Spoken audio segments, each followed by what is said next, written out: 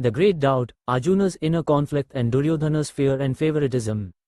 Grandpa, you said you'd tell me the story from the Bhagavad Gita tonight.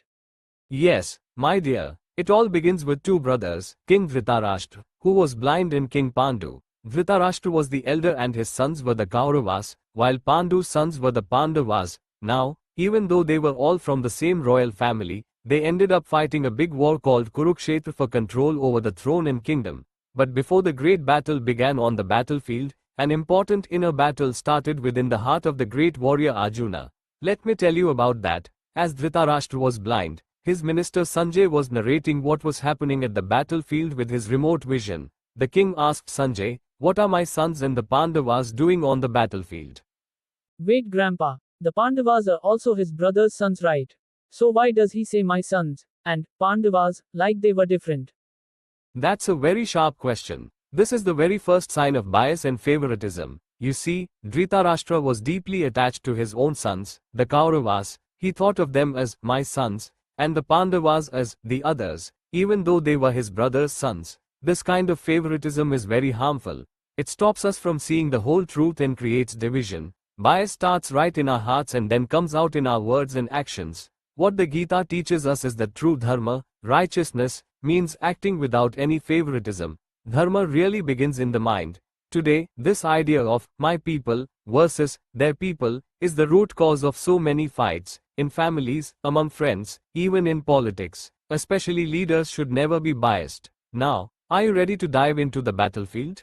Yes, Grandpa. Well, King Duryodhana, the leader of the Kauravas, was very nervous when he saw the strong army of the Pandavas. He approached his teacher, Dronacharya, and pointed out the warriors on the Pandavas' side, names like Bhima and Arjuna, who were mighty heroes. He hoped to boost the confidence of his own troops by naming all the strong fighters on the enemy's side. Then he spoke about his own army, mentioning famous warriors like Bhishma, Karna, and Kripa. He asked everyone to protect Bhishma, the great-grandfather leading their army.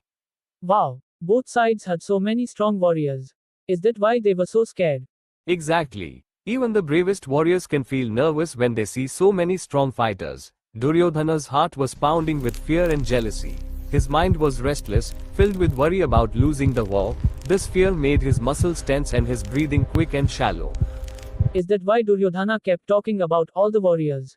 Yes, he was trying to calm his own fear by reminding himself of his army's strength. But deep inside, his anxiety made it hard for him to stay calm or think clearly. As the battle was about to begin, the war horn sounded loudly and powerfully. Conch shells, drums, and trumpets filled the air. That was the signal for the fight to start. That must have been scary. What did Arjuna feel? Arjuna, the greatest warrior for the Pandavas, suddenly felt very weak. His hands shook, his mouth dried up, and his body trembled. His mind was dizzy and confused. Imagine seeing your family, friends, and teachers on the other side, ready to hurt each other. His heart is filled with sadness and conflict. So he didn't want to fight his own family. Right. Arjuna was caught in a powerful emotional conflict. As a warrior, his duty was to fight, but as a family member and friend, his heart told him not to cause pain. This made his chest tighten, his legs tremble, and he felt unable to lift his bow. His mind was clouded and unsure. This moment shows how important knowing your feelings is. Arjuna told Krishna, "I don't want to fight. I don't care about victory or pleasure if it means hurting my own people." That sounds like when I feel scared or sad about doing something hard. Yes, Arjuna teaches us that even heroes can feel scared or sad. It's okay to feel that way. The important part is what we choose to do next when we have such feelings. When we feel scared or angry, our bodies release stress hormones like adrenaline. It makes your heart beat faster, muscles tighten, and prepares you to run or fight. This is called the fight or flight response. But when feelings like sadness or confusion stay too long, they can slow us down, make us weak, and cloud our thinking. That's why talking to someone, like Krishna helped Arjuna, is so important to calm our minds and bodies. So feelings really do change how our bodies work. They do. That's why understanding and acknowledging your emotions is the first step to staying healthy. Arjuna's weakness was his mind and heart crying for help.